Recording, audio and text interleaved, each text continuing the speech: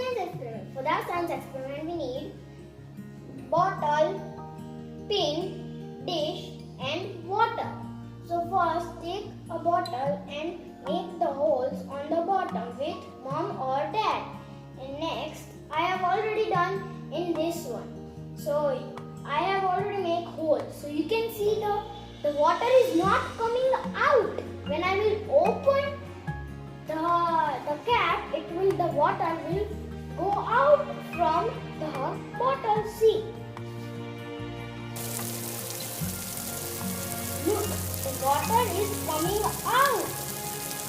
And then if I turn it off, the water is not coming out.